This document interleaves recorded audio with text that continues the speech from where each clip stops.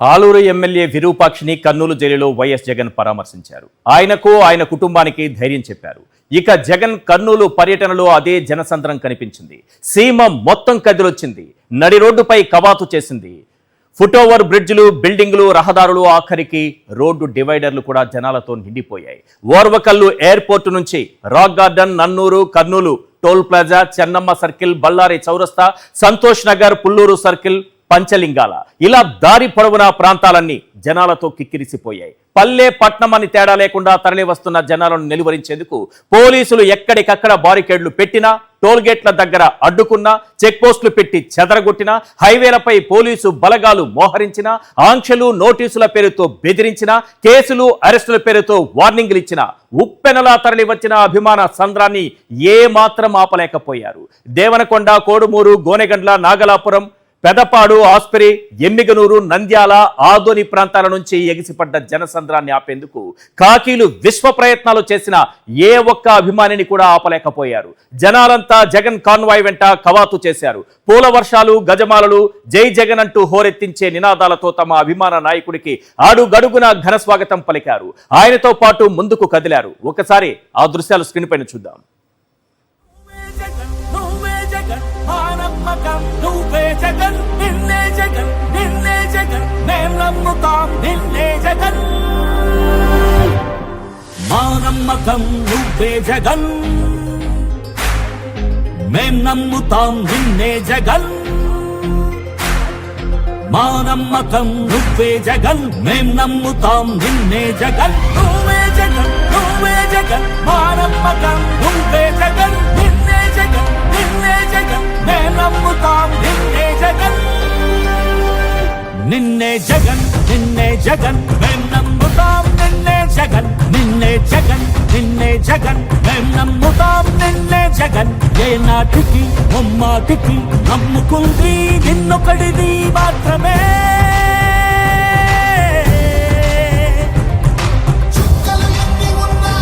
మా సూర్యునివి నువ్వే, మా దిక్కున నిలబడి తలబడి కలబడి నిలిచిన నేతవు, భ్రాతవు, దూతవు సామి నువ్వు. మా నమ్మకం నువ్వే జగన్, మేం నమ్ముతాం నిన్నే జగన్. మా నమ్మకం నువ్వే జగన్, మేం నమ్ముతాం నిన్నే జగన్. నువ్వే జగన్, నువ్వే జగన్, మా నమ్మకం నువ్వే జగన్, నిన్నే జగన్, నిన్నే జగన్, మేం నమ్ముతాం నిన్నే జగన్. మా నమ్మకం నువ్వే జగన్, మేం నమ్ముతాం నిన్నే జగన్. మా నమ్మకం నువ్వే జగన్, మేం నమ్ముతాం నిన్నే జగన్. నువ్వే జగన్, నువ్వే జగన్, మా నమ్మకం నువ్వే జగన్, నిన్నే జగన్, నిన్నే జగన్, మేం నమ్ముతాం నిన్నే జగన్. మా నమ్మకం నువ్వే జగన్, మేం నమ్ముతాం నిన్నే జగన్. నువ్వే జగన్, నువ్వే జగన్, మా నమ్మకం నువ్వే జగన్, నిన్నే జగన్, నిన్నే జగన్, మేం నమ్ముతాం నిన్నే జగన్.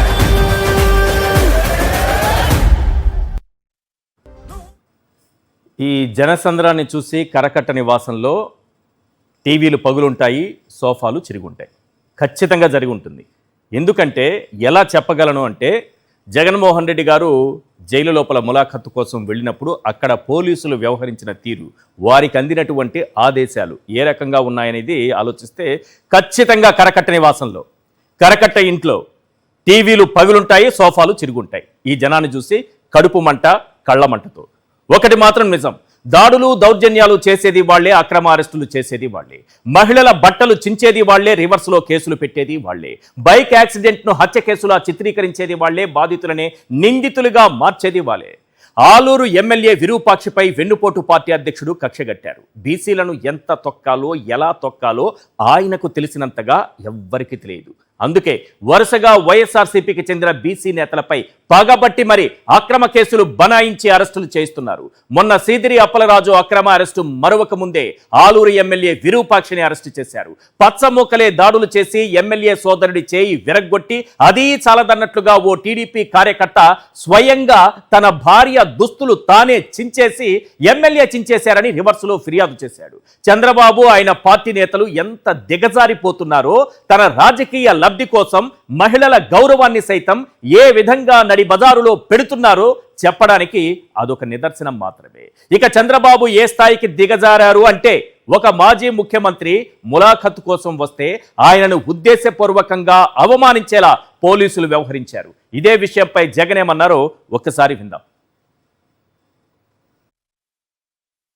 ఈరోజు ఎంత దయనీయమైన పరిస్థితిలో, ఎంత హేయమైన పరిస్థితిలో ఈ వెన్నుపోటు పార్టీ పాలనలో ఇవాళ పాలన జరుగుతూ ఉందని చెప్పడానికి ఇంకొక ఎగ్జాంపుల్ చెప్తా. ఇదే జైల్లోకి నేను పోయా. ఇరుపాక్షన్న ఒక ఎమ్మెల్యేని అరెస్ట్ చేస్తే ఇరుపాక్షన్నను చూడడానికి నేను పోయా. ఒక మాజీ ముఖ్యమంత్రిని నేను అవమానించడం కోసం కెమెరాలో లోపలికి పోవడానికి వీడియో తీస్తారు. వీడియో ఒకసారి ఫోటో తీసుకుంటాడు. మామూలుగా ఎవరైనా కూడా కూర్చోబెట్టి లోపలికి తీసుకొని పోయి కూర్చోబెట్టి ఎవరికైనా కూడా ఫోటో తీసి తర్వాత పంపిస్తారు. కేవలం నన్ను అవమానించాలని, ఇలా సేడిజం చూడు ఎలా ఉందో, సేడిస్టిక్ మెంటాలిటీ చంద్రబాబు నాయుడు గారికి ఎలా ఉంటుందని చెప్పడానికి చెప్తా ఉన్నా. నన్ను గ్రిల్ బయట నిలబెట్టించి గ్రిల్ బయటనే ఫోటో ఇలా తీస్తున్నారు. నేను అడిగినా, ఇది మామూలుగా అందరికీ ఇదే మాదిరిగానే తీస్తారా అని. ఎందుకనంటే మా ప్రభుత్వ హయాంలో రిఫార్మ్స్ తీసుకొచ్చినాం. పీపుల్ ఫ్రెండ్లీ పోలీస్ స్టేషన్లను ఏర్పాటు చేసినాం. పోలీస్ స్టేషన్కి ఎవడైనా వచ్చినా కంప్లైంట్ ఇవ్వడానికైనా కానీ ఇంకొకటికైనా కూడా కూర్చోబెట్టి కర్టసీ ఎక్స్టెండ్ చేసి చిక్కటి చిరునవ్వుతోనే కంప్లైంట్ తీసుకునే వ్యవస్థను మేము తీసుకొచ్చినాం. పీపుల్ ఫ్రెండ్లీ పోలీస్ స్టేషన్ అని మేము తీసుకొస్తే ఇక్కడ అవమానించే కార్యక్రమం ఎవరికి మాదిరిగా చేయరంట. నేను అడిగిన సూపరింటెండెంట్ను ఏమన్నా అందరికీ ఇదే మాదిరిగానే చేస్తారా అని. లేదు సార్, అందరినీ మామూలుగా అయితే కూర్చోబెడతాము, మీరు కాబట్టి నిలబెట్టించి మాదిరిగా చేయాలా అని చెప్పి ఆదేశాలు వచ్చినాయి సార్ అంటాడు. గ్రిల్స్ వెనుక అటువైపు నిలబెట్టి జగన్మోహన్ రెడ్డి గారిని ఇలా ఫోటో తీయడం, ఇది శాడిజానికి నిదర్శనం అవునా కదా? ఈ ఫోటోని ఎవరికి పంపించాలో వాళ్ళకి పంపిస్తారా పోలీసులు? అలా పంపించేటటువంటి అవకాశం ఉంటుందా? వాళ్ళని సంతృప్తి పరచడానికి ఎక్కడి నుంచి ఆదేశాలు అందాయో వారిని సంతృప్తి పరచడానికి పంపించగలుగుతారా? ఏమో చెప్పలేం. ఇలాంటి దిక్కుమాలిన పనులు చేసేటటువంటి పోలీసులు, ఒక మాజీ ముఖ్యమంత్రిని జైలు లోపల అవమానించినటువంటి పోలీసులు ఆ ఫోటోలను పంపిస్తారేమో, మనం చెప్పలేం. అసలు ఈ శాడిజం ఏ స్థాయికి వెళ్ళిపోతోంది? ఇక్కడ టీడీపీ నాయకుడేమో భార్య బట్టల్ని చించేస్తాడు, ఎమ్మెల్యే చించేశారని కేసు పెడతాడు. బట్టలు జరిగిపోయిన మహిళేమో బయటకు వచ్చి ఎమ్మెల్యేనే నా బట్టలు చింపేశాడని బయట ఇస్తుంది, స్టేట్మెంట్ ఇస్తుంది. ఇంతకంటే దిగజారుడు తనం ఏమైనా ఉంటుందా? ఇలాంటి అక్రమ కేసులు పెట్టడం శాడిజానికి నిదర్శనం కాదా? ఈ అంశంపైనే మాట్లాడదాం. చర్చలో పాల్గొంటున్నారు విజయ మనోహరి గారు, YSRCP state women wing working president. మరి కాసేపట్లో మనతో పాటు జాయిన్ అవుతారు పురుషోత్తం రెడ్డి గారు, సీనియర్ అనలిస్ట్. అలాగే శిల్పా రవిచంద్రారెడ్డి గారు, వైఎస్ఆర్సీపీ మాజీ ఎమ్మెల్యే. మేడం విజయ మనోహరి గారు, ఈరోజు ఏ విత్తనం నాటితే రేపు అదే మొక్క వస్తుంది, అదే మానవుతుంది, మహావృక్షం అవుతుంది, పండ్లు కూడా వస్తాయి. ఫలితం ఎలా ఉంటుందనేది నాటే విత్తనాన్ని బట్టి ముందుగానే మనకు అర్థమైపోతుంది.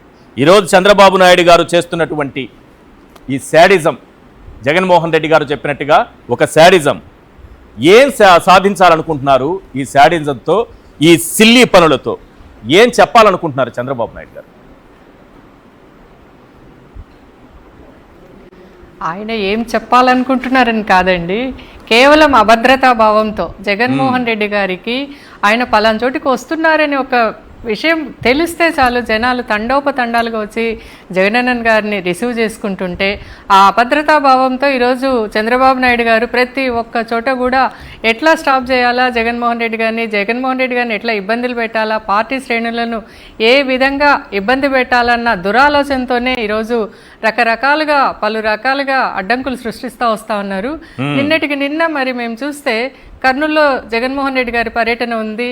మరి విరూపాక్షి గారు అక్రమంగా అరెస్ట్ చేసిన విరూపాక్ష అన్న గారిని పరామర్శించడానికి వస్తున్నారని తెలిసి ఒక సీఎం స్థాయి వ్యక్తి 1600 మంది పోలీసులతో, ఎస్ఐ స్థాయి వాళ్ళతో కూడా టెలికాన్ఫరెన్స్ పెట్టి ఏ రకంగా జగన్మోహన్ రెడ్డి గారి రాకను అడ్డుకోవాలా, ఏ రకంగా మీరు జిల్లాలో నుంచి నలుమూల నుంచి వచ్చే ప్రజలను కానీ కార్యకర్తలను కానీ అడ్డుకోవాలని చెప్పని దాని గురించి టెలికాన్ఫరెన్స్ పెడితే ఇంకా రాష్ట్రంలో ఎటువంటి ఇష్యూస్ లేవా?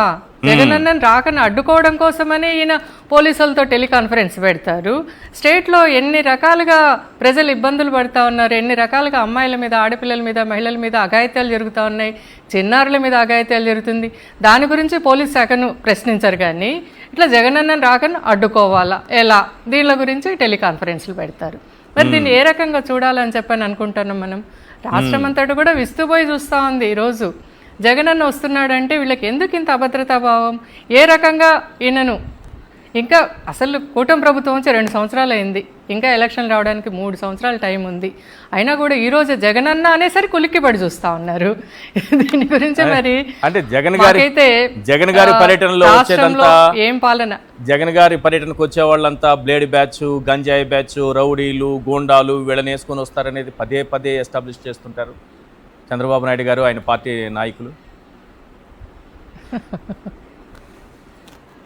ఇప్పుడు మనం చూస్తే తెలుస్తూ ఉంది ఎవరి వెనకాడ బ్లేడ్ బ్యాచ్ ఉంది, ఎవరు వెనకాల గుండాల బ్యాచ్ ఉంది అని చెప్పని. రాష్ట్రంలో మరి మినిస్టర్ల వెనకాల ఉన్నది గుండాల బ్యాచ్నే. ఒక హత్య చేసి వాళ్ళ పార్టీ వాళ్ళని వాళ్ళే హత్య చేసుకొని మళ్ళీ వైఎస్ఆర్సీపీ వాళ్ళ మీద దోస్తారు. కరెక్ట్. మాకు జస్ట్ కర్నూలులో మొన్న జరిగిన ఇన్సిడెంటే దానికి ఒక ఉదాహరణ. అటువంటి వాళ్ళందరినీ మినిస్టర్లు పక్కన పెట్టుకొని మళ్ళీ వైఎస్ఆర్సీపీ పార్టీ వాళ్ళను ప్రశ్నిస్తారు, గొడ్డల పార్టీ అని చెప్పని అంటారు. మరి నిజంగా ఈరోజు చెప్పదలుచుకున్నాం మేము, గొడ్డల పార్టీ అని పదే కూటమి ప్రభుత్వ నాయకులు కానీ ప్రతి ఒక్కరు అంటున్నారు. నిజమే, గొడ్డల పార్టీ ఇది. ఎటువంటి గొడ్డల పార్టీ? పరశురాముడి గొడ్డల పార్టీ. ఎక్కడైతే అన్యాయం ఉంటుందో, ఎక్కడైతే అరాచకాలు జరుగుతూ ఉన్నాయో, ఎక్కడైతే వైఎస్ఆర్సీపీ శ్రేణుల మీద అయితేనేమి, ప్రజల మీద అయితేనేమి అన్యాయాలు జరుగుతుందో అక్కడ పరశురాముడి గొడ్డల అవతారంతో జగనన్న వస్తున్నాడు అని చెప్పని మేము చెప్తున్నాం. ఈ రోజు ఎలా కనిపించిందండి జనసంద్రం కర్నూలు పర్యటనలో? ఎందుకంటే ఎక్కడ చూసినా అడ్డంకులు సృష్టించడము, బారికేడ్లు పెట్టడము, నోటీసులు ఇవ్వడము, అడ్డుకోవడము, పోలీసులు పహారా గాయడము, ఇవన్నీ చూసిన తర్వాత ఏ స్థాయిలో కనిపించింది జనసంద్రం అక్కడ? జనాలకైతే ఎక్కడా కానీ ఎవరు ఎటువంటి అడ్డంకులు పెట్టినా, పోలీసులు కాదు వాళ్ళ తాతలు ముత్తాతలు వచ్చినా కూడా జనాలను ఎవరు ఆపే పరిస్థితి అయితే లేదు. ఈరోజు కర్నూలు జిల్లాలో మరి కర్నూలు పర్యటనలో జగనన్న వస్తున్నారంటే ఇక్కడ ఆదోన్ నుంచి కానీ, నంద్యాల నుంచి కానీ, ఆలగడ్డ నుంచి కానీ ప్రతి ఒక్క చోట కూడా బారికేడ్లు పెట్టేసి, లారీలను బారికేడ్లు అడ్డం పెట్టి ప్రజలను రాకుండా వాహనాలను అన్నిటిని ఆపుకోవాలని, అడ్డుకోవాలని చాలా తీవ్రమైన ప్రయత్నాలు చేస్తున్నారు పోలీసులు. వాలంటరీగా, స్వచ్ఛందంగా. అంతే కదన్నా, మరి ప్రతి చోట ఆపేసినారు జనాలను. కానీ మరి ఎక్కడి నుంచి వచ్చినారు? పుట్టలోంచి చీమలు వచ్చినట్లు అట్లా వచ్చేసి అట్లా జనప్రవాహంతో కర్నూలు మొత్తం నిండిపోయింది. ప్రజలు ఎంత స్వచ్ఛందంగా వస్తున్నారో దీన్ని బట్టి మనం అర్థం చేసుకోవచ్చు. Yes right. శిల్పా రవిచంద్రారెడ్డి గారు, ఒక మాజీ ముఖ్యమంత్రి విషయంలో జైల్లో ఉన్నటువంటి జైలు అధికారులు, పోలీసులు వ్యవహరించిన తీరుపైన ఏమంటారు? చంద్రబాబు కనుసన్నల్లోనే ఈ వ్యవహారం అంతా జరిగిందా? ఎందుకంటే జగన్మోహన్ రెడ్డి గారు బయటకు వచ్చి చెప్పేంత వరకు కూడా ఎవరికీ ఈ విషయం తెలియదు.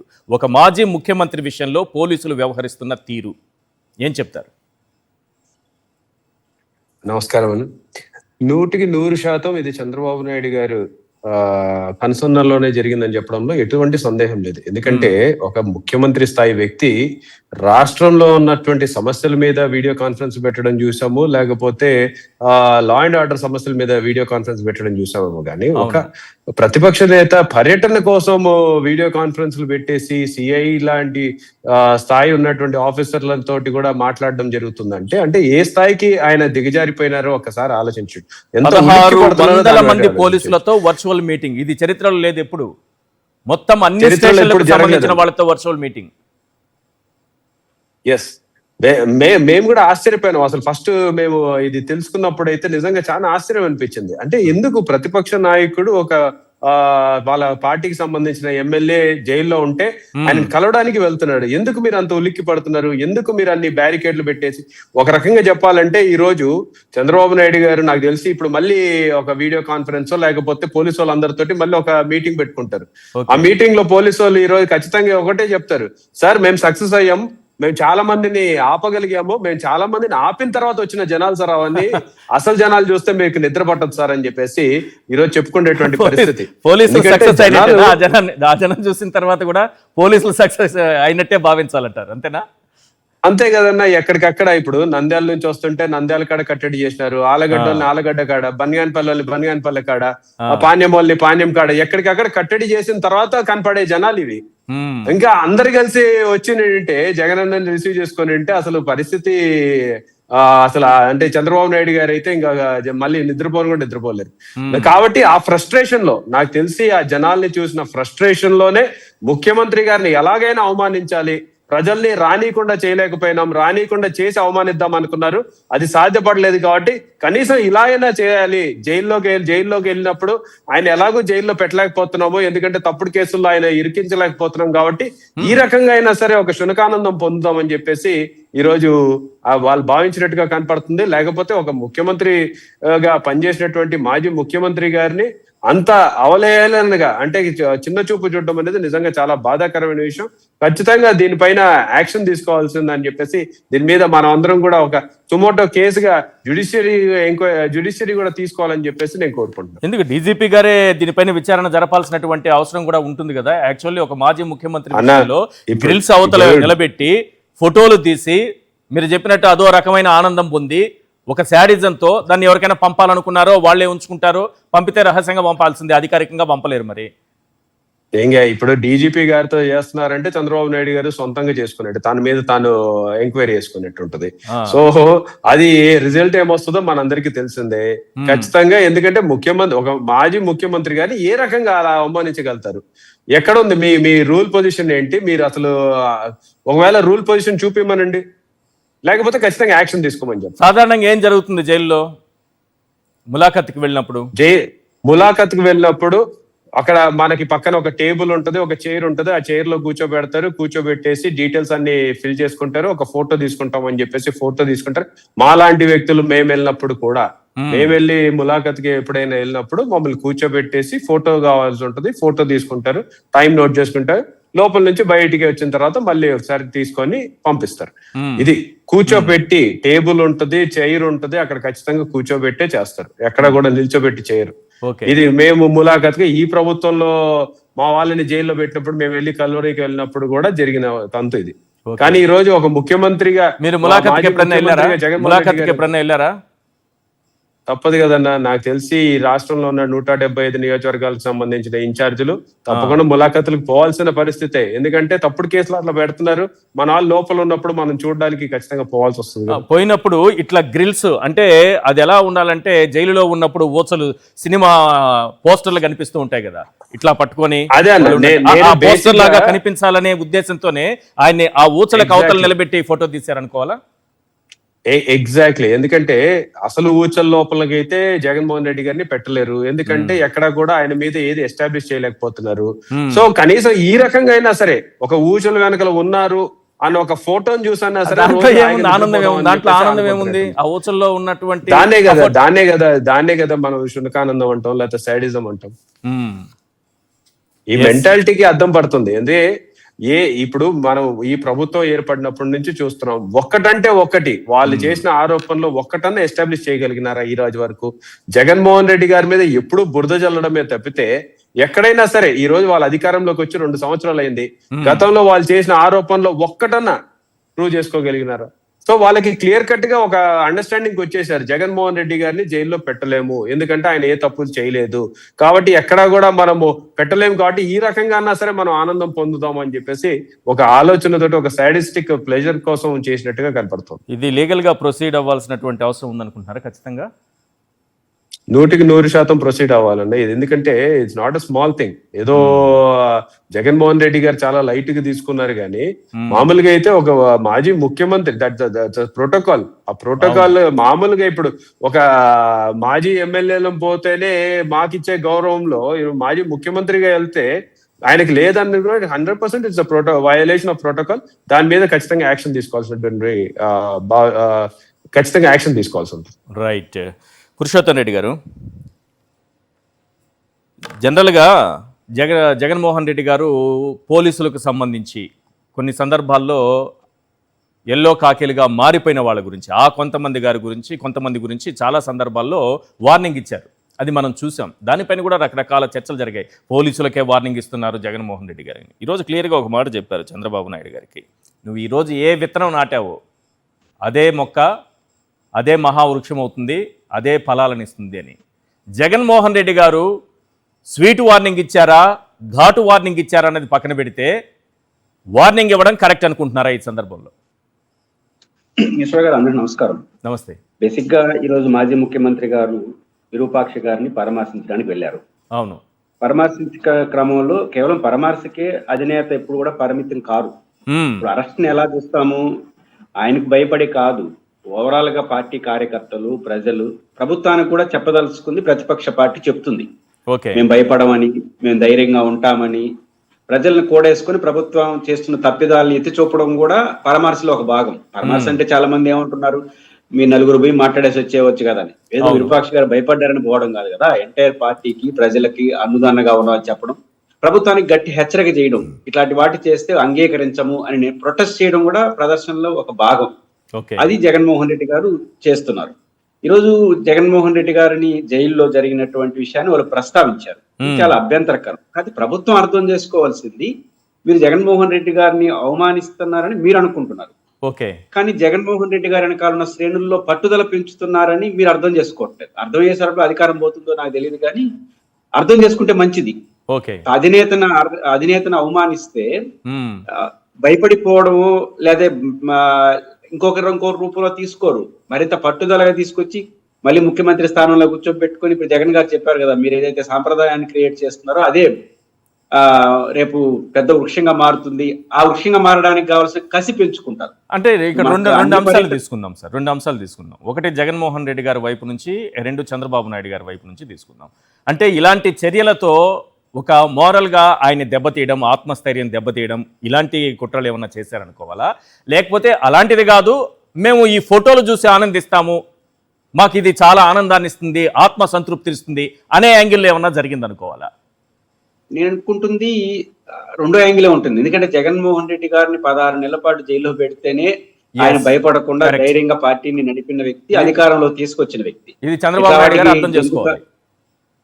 ఆయన అర్థం చేసుకుంటున్నాడు, కానీ ఎందుకో ప్రజలకు నిజానికి జగన్ ఇప్పుడు వైసీపీ నాయకులు చెప్తున్నట్టుగా టెలికాన్ఫరెన్స్ పెట్టుంటే ఏమని పెట్టుండాలి, అసలు ఈ సమస్య రానికుండా చూసుకోండి రా బాబా నుండి పంచాయతీ వచ్చుండదు కదా.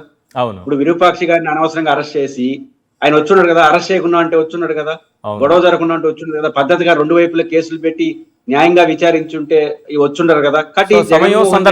వాళ్ళే క్రియేట్ చేస్తున్నారు అంతేనా?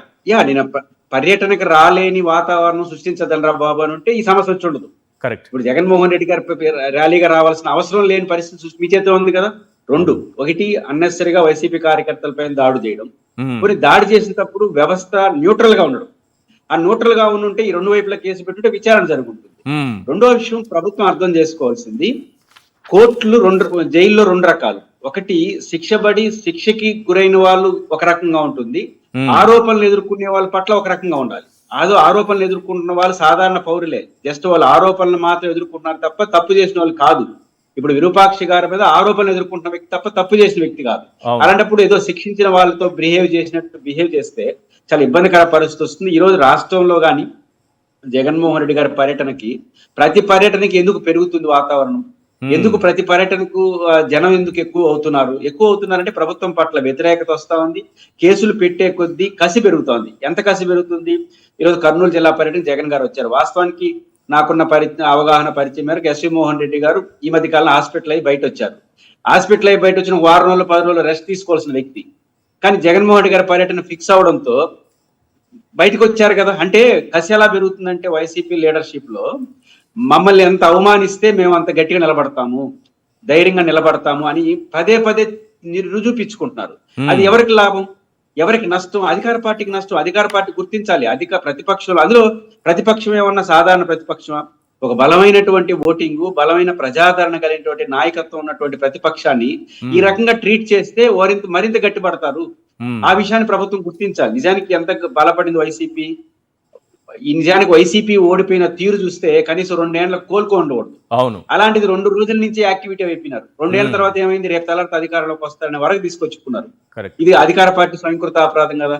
కాబట్టి అధికార పార్టీ ఇప్పటికైనా ఇప్పుడు నాకు ఒక అర్థం కాని ఈశ్వర్ గారు కామన్ గా జరుగుతుంది ఏంటంటే attempt to murder case and ST case అనేది రొటీన్ అయిపోయింది.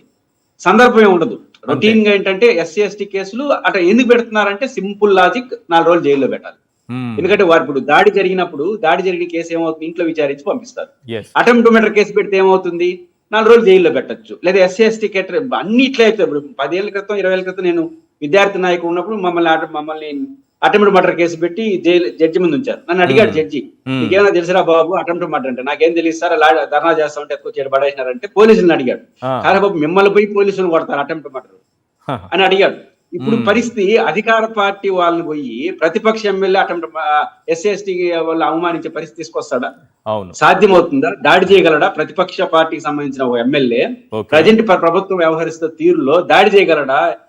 వాళ్ళని అవమానించగలడా? సాధ్యమయ్యే పనేనా? ఇదంతా చూస్తూ వస్తున్నాం కదా, 2 ఏళ్ల నుంచి చూస్తూ వస్తున్నాము.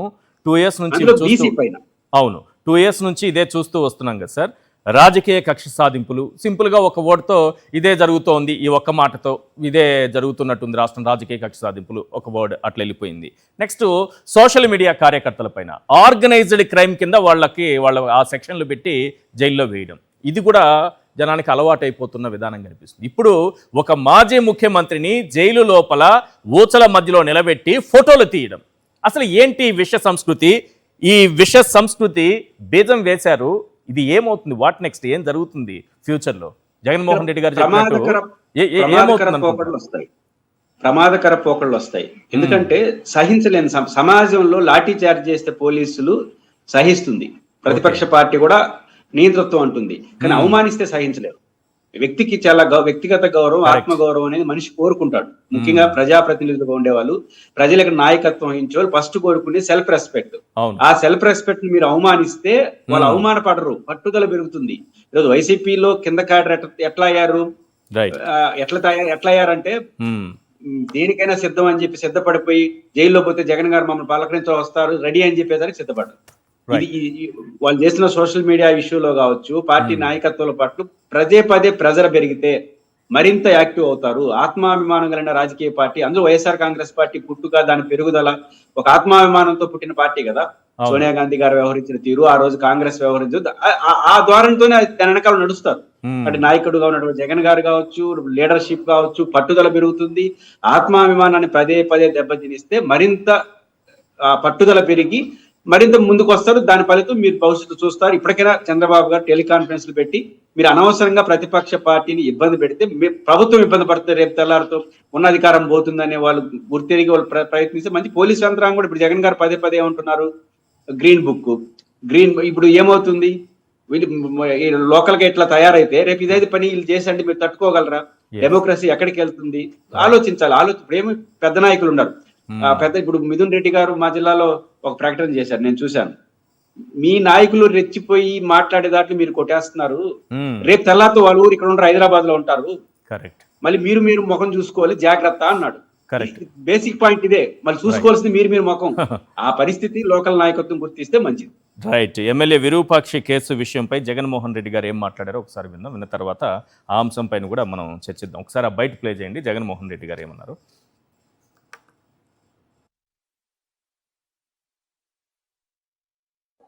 ఇదిగో శ్రీరాములు ఎక్స్రే రిపోర్ట్, ఎమ్మెల్యే తమ్ముడు చెయ్యి విరిగిన ఎక్స్రే రిపోర్టు, ఎమ్మెల్యే మీద దాడి చేసి నేమకల్లు గ్రామంలో తిరిగి వస్తూ ఉండగా దారిలో ఉన్న నేమకల్లు అనే గ్రామంలో ఎమ్మెల్యే మీద దాడి చేసి ఎమ్మెల్యే తమ్ముడిని చెయ్యరగొట్టిన రిపోర్ట్ ఇది. దీన్ని కప్పిపుచ్చుకునే దానికోసం అని చెప్పి ఏకంగా ఓ టీడీపీ కార్యకర్త, ఇది ఇంకా అన్యాయం, ఇది వినండి ఒకసారి, ఏకంగా దీన్ని కప్పిపుచ్చుకునే దానికోసం అని చెప్పి ఏకంగా ఓ టీడీపీ కార్యకర్త నేమకల్లులో ఉన్న టీడీపీ కార్యకర్త తన భార్య దుస్తులను తానే చింపేసి, తన భార్య బట్టలను తానే చింపేసి, భర్తగా ఉండి తానే తన భార్య బట్టలను చింపేసి ఎమ్మెల్యే అతని మనుషులు చింపారంటూ ఎమ్మెల్యే మీద ఎస్సీ ఎస్టీ కేసు. ఎక్కడికి వెళ్ళిపోయిందంటే టీడీపీ ఆఖరికి భార్య దుస్తుల్ని భర్తే చింపేసి నడి రోడ్డు మీద ఆమె గౌరవాన్ని తగలబెట్టేసి, ఒక రకంగా చెప్పాలంటే ఒక మహిళ దుస్తులు చించడం అంటే మామూలు విషయం కాదు కదా, భార్య దుస్తులే చించేశారంటే టీడీపీ ఎంతకి దిగజారిపోతోంది, ఆ పార్టీ అధినేత ఏ స్థాయికి దిగజారిపోతున్నారు చర్చిద్దాం. ఈ కలియుగంలో ఇలాంటి భర్త ఉంటాడా? సభ్య సమాజంలో ఇలాంటి భర్త ఉంటాడా? రాజకీయాల్లో ఇలాంటి భర్త ఉంటాడా? ఉంటాడు సార్. కలియుగంలో ఈ సభ్య సమాజంలో తెలుగుదేశం పార్టీ అనే రాజకీయ పార్టీలో ఒక భర్త ఉన్నాడు. ఆయన ఏం చేశాడంటే తన భార్య దుస్తుల్ని నడి రోడ్డు పైన చించేసి ఎమ్మెల్యే చించేశాడని అబద్ధాలు చెప్పాడు సార్. సీసీ కెమెరాల సాక్షిగా దొరికిపోయాడు సార్. ఒక్కసారి ఆ దృశ్యాలు చూద్దాం. ఆ దృశ్యాలు ఒక్కసారి ప్లే చేయండి. ఎంత గొప్ప సంస్కృతో చూడండి. భార్య వస్త్రాలు చించుతున్న టీడీపీ నాయకుడు నాగరాజు. అందరూ చేతులెత్తి దండం పెట్టండి. పెళ్ళాం దుస్తులు చించేటటువంటి సంస్కృతిని తీసుకొచ్చినటువంటి టీడీపీకి ఫస్ట్ ఒక నమస్కారం పెట్టండి. సంస్కారం లేని ఇలాంటి వాళ్ళకి ఒక నమస్కారం పెట్టండి. ఇదేనా టీడీపీ ఈ రాష్ట్రానికి పరిచయం చేసినటువంటి సంస్కృతి? ఇదేనా వెన్నుపోటు పార్టీ ఈ రాష్ట్రానికి అందిస్తున్నటువంటి గొప్ప సంస్కృతి సంప్రదాయం? వెన్నుపోటు పార్టీ అంటే విన్నాం కానీ ఇంత నీచమైన స్థాయికి దిగజారిపోయేటటువంటి పార్టీ అని ఇప్పుడే నాగరాజును చూస్తే అర్థమవుతుంది. అందరూ చేతులెత్తి దండం పెట్టాలి ఆయనకి. పెళ్ళాం దుస్తులు ఎట్లా చించుతున్నాడో చూడండి. ఒక ఎమ్మెల్యేని అరెస్ట్ చేయించడానికి, ఎస్సీ ఎస్టీ అట్రాసిటీ కేసు పెట్టించడానికి, పైగా అమ్మగారు మహాతల్లి ఏం మాట్లాడారో ఆమె వాయిస్ను కూడా ఒకసారి విందాం. భర్త చేసిన పనిని ఎంత చక్కగా ఎమ్మెల్యే గారి పైన వేశారో ఒక్కసారి ఆమె మాటలను కూడా విందాం. మహాతల్లికి కూడా ఒకసారి నమస్కారం పెట్టండి సార్. ఫస్ట్ నువ్వు పిలిపించి వాడిని చంపేసి నేను ఇంటికి వెళ్తాను. ఇందాక సంఘాల్లో కూడా కొట్టేసి వచ్చాను. వాడిని ఎక్కడున్నా పిలిపి 1 మెగాస్టార్లు ఎక్కువైనాయి. ఈర్పాక్షి వచ్చి లేదు సార్ నేను కాలు మొక్కుతున్నా కూడా నన్ను వచ్చి లేపి కాలుతో తన్నిగినా కూడా లోపల నుండి ఇగ్గుకొచ్చి నైట్ భుజాల మీద చేయి వేసి నైటే చింపినాడు సార్. నైటే చింపి మరి మీ ఆయన ఎక్కడున్నా పిలుచుని ఫస్ట్ చంపేసి వెళ్ళిపోతాను. ఎందుకు ఇచ్చినారు అయిపోయి పదవి, ఇంటికి ఎమ్మెల్యే సీట్ ఎందుకు ఇచ్చినారు ఆయనకి? వాళ్ళ ఇంట్లో లేడీస్ అనేది ఉండరా? వాళ్ళ ఇంట్లో ఉంటారు కదా ఆడపిల్ల అనేది. వాళ్ళ ఇంట్లో లేడీస్ ఉండరా? వాళ్ళ ఇంట్లో ఆడపిల్లలు ఉండరా? బా, ఎంత స్థాయి డైలాగ్ అండి. ఏ సినిమాల్లో కూడా మనం వినలేం ఇంత చక్కటి నటన. చూడండి ఒకసారి స్క్రీన్ పైన. అక్కడ చూస్తున్నటువంటి దృశ్యాలకి మేడం గారు మాట్లాడుతున్నటువంటి మాటలకి ఏమైనా పొంతన ఉందా? ఎంత చక్కటి స్క్రిప్ట్. మేడం విజయ్ మనోహరి గారు, రాజకీయాలు ఈ స్థాయికి దిగజారిపోతాయా? విరూపాక్షి గారి అరెస్టు వెనుక జరిగినటువంటి కథ ఇది. ఏం చెప్తారు దీని గురించి? ఎప్పుడో ద్వాపర యుగంలో చూసినామన్నా, కౌరవులు నడి సభలో ద్రౌపది గారికి వస్త్రాపహరణం చేస్తూ ఉంటే కృష్ణుడు వచ్చి కాపాడినట్టు, ఈరోజు మరి కలియుగం అంటే నిజంగానే కలియుగానికి ఇదే ఉదాహరణగా చెప్పొచ్చు. సొంత కట్టుకున్న భర్త అక్కడ చుట్టూ 10 మంది 100 మంది దాకా జనాలు ఉన్నారు. వాళ్ళ ఎదురుగా ఎవడన్నా అంటే కొంచెమన్నా బుద్ధి జ్ఞానం ఉన్నోడు పెండ్లాం వస్త్రాలు తనే లాగేసి చేస్తాడా? ఇంక ఈమె ఇంకా అంతకన్నా పతివ్రత, కలియుగ పతివ్రత. మళ్ళా తన భర్తనే బట్టలు దించి అదంతా మనకు సీసీ కెమెరాలో స్పష్టంగా కనిపిస్తున్నా కూడా విరూపాక్షి గారి మీదనే ఆమె మీ ఇంట్లో ఆడపిల్లలు లేరా, వీళ్ళు లేరా, వాళ్ళు లేరా అని చెప్పని మాట్లాడము నిజంగా ఎంత అసహ్యంగా ఉందంటే మహిళలుగా మేమే అసహించుకుంటున్నాం ఇటువంటి దారుణమైన పరిస్థితి చూసి. అసలు మహిళా లోకం తల దించుకునేలాగుంది ఆమె ప్రవర్తన. ఏదైనా సరే ఆ సీసీ కెమెరాలు దొరకబట్టి సరిపోయింది కానీ లేకపోతే ఆమె మాటలకు దానికే పొందలేని సీసీ కెమెరాలు ఉండి ఆ దృశ్యాలు బయట ప్రపంచానికి వచ్చి బయట ప్రపంచం అంతా చూసింది కాబట్టి సరిపోయింది. లేదంటే విరూపాక్షి గారు ఖచ్చితంగా ఆమె చెప్పిన స్టోరీ ప్రకారం రాత్రుల్లో వెళ్ళడము, కాలుతో తన్ని లేపడము, బట్టలు చించేయడము ఇవన్నీ నమ్మేవాళ్ళు కదా. అంతే కదన్నా, ఖచ్చితంగా 100% అదే జరిగేది. ఇప్పటికి ఏమి లేదే విరూపాక్ష అన్న గారి మీద రకరకాల కేసులు పెట్టినారు. ఎస్సీ ఎస్టీ అట్రాసిటీ కేసు అన్నారు, మరి వాళ్ళ తమ్ముడిని చెయ్యి ఇరగొట్టి మళ్ళీ ఆయన మీదనే కేసులు పెట్టినారు. వెహికల్స్ మీద వాళ్లే ధ్వంసం చేసి రాళ్ళేసి దాన్ని మళ్ళా వెహికల్స్ ధ్వంసం కేసు పెట్టినారు. అంటే రకరకాల 3 రకాల కేసులు పెట్టినారు విరూపాక్షన్న మీద. ఇంకొక కేసు అయిండేది, ఆడపిల్ల మీద అఘాయిత్యము ఇట్లా చేసినారని చెప్పని. ఇంకొక రకంగా మరొక కేసు పెట్టి ఇరికిచ్చిండే వాళ్ళన్నారు. ఈరోజే అక్రమంగా అరెస్ట్ చేసి మరి విరూపాక్షన్న గారిని, వాళ్ళ కొడుకుని, ఇంకా 43 మందిని మీద కేసు పెట్టి వాళ్ళందరినీ అరెస్ట్ చేయడం జరిగింది. మరి దీనికి అంతటికీ ప్రభుత్వం నిజంగా అంటే ధృతరాష్ట్ర పాలన జరుగుతూ ఉందా మన ఏపీ స్టేట్లో అని చెప్పని అనిపిస్తూ ఉంది ఇదంతా చూస్తూ ఉంటే. ఏ రకంగా మరి చంద్రబాబు నాయుడు గారి కళ్ళు మూసుకపోయినాయా, పోలీసు వాళ్ళ కళ్ళు మూసుకపోయినాయా, దీన్ని ఎవరు ఏ రకంగా తీసుకోవాలా, అసలు ప్రజల మాన ప్రాణాలకు ఎక్కడైనా రక్షణ ఉందా ఈ స్టేట్లో అని చెప్పని మేము అడుగుతా ఉన్నాము.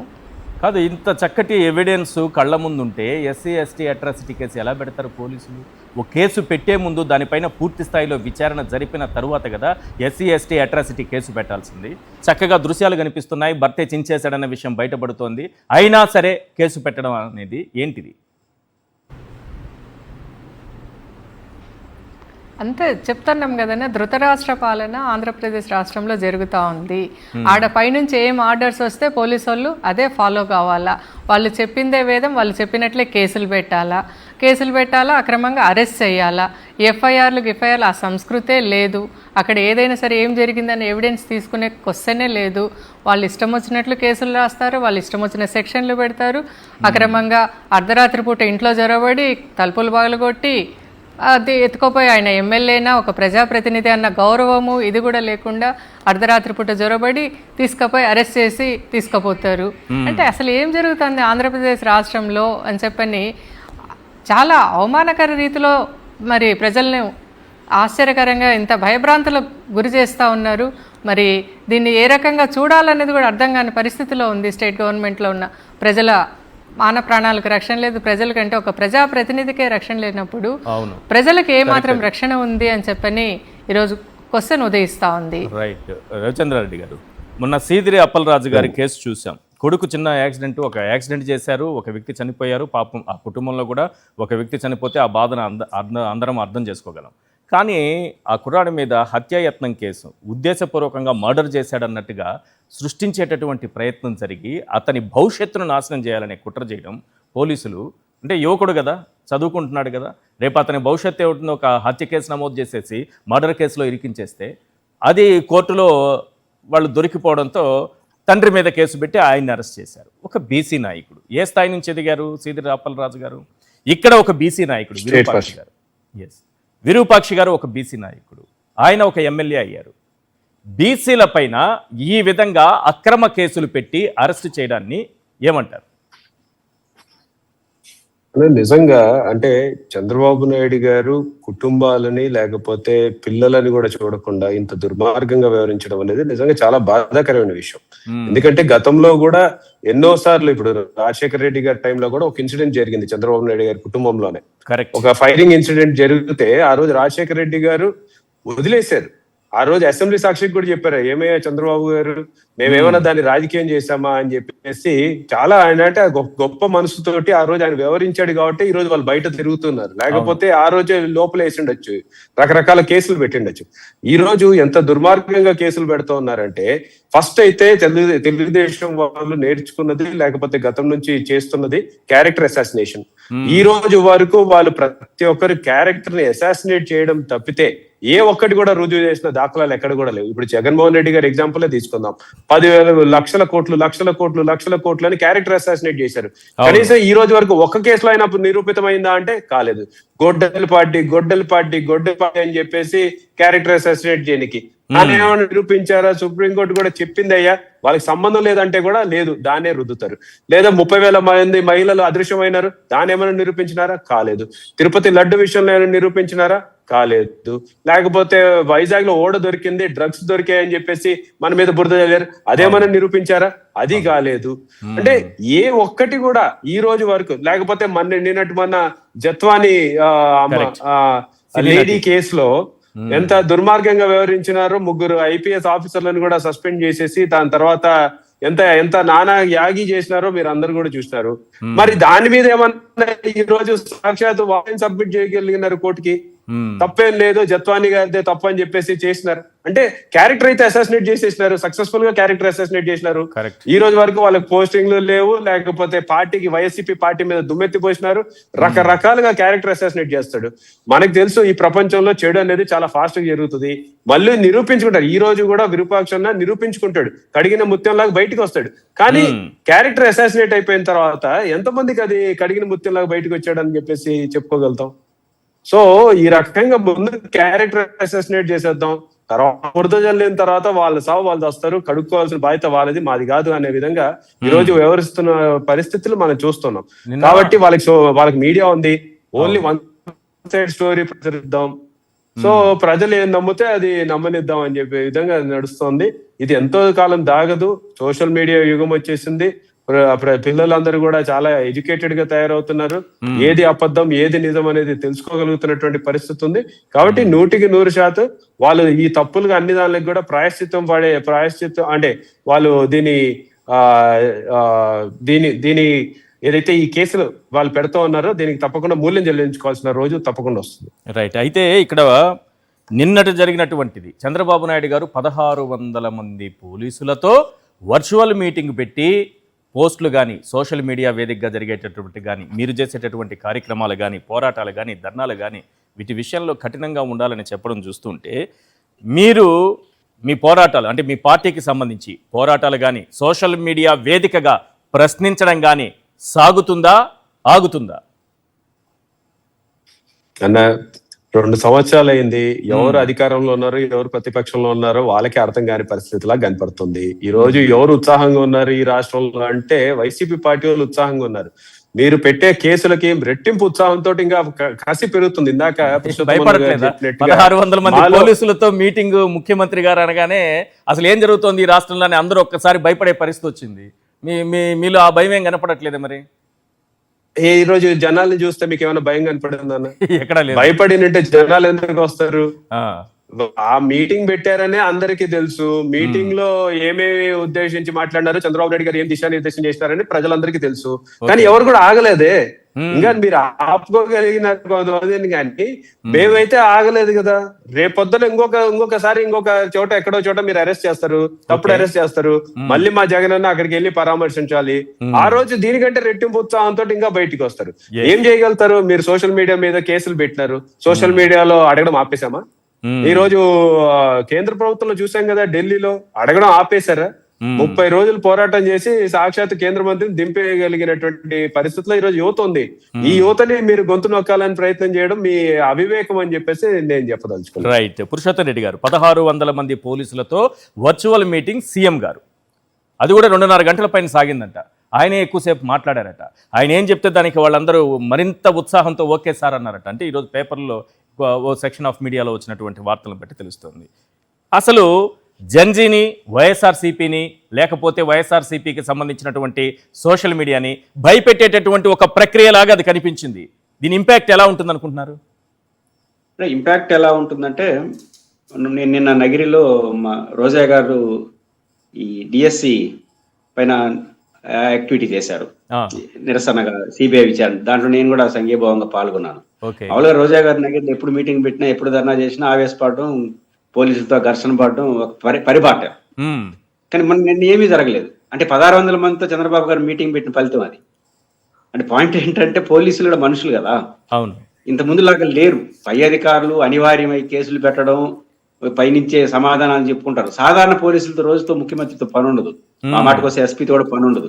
వాళ్ళు వచ్చి వాస్తవాలు చెప్తారు కదా. అవును. పైకి మాకు ఇట్లాంటి ఆదేశాలు ఉన్నా అర్థం చేసుకోండి మేడం, మీరు అర్థం చేసుకోండి అని పీస్ఫుల్ గా నడిపేసినారు. అంటే రాను రాను పోలీసుల్లో వస్తున్న మార్పు అది. మ్మ్. వాళ్ళు కూడా మనుషులే, వాళ్ళకు కూడా అన్ని సమస్యలు ఉంటాయి. ఇప్పుడు ప్రభుత్వంతో వచ్చే ప్రతి సమస్య పోలీసులకు ఉండకుండా పోతుంది, సాధారణ కింది స్థాయి ఉన్న పోలీసులు.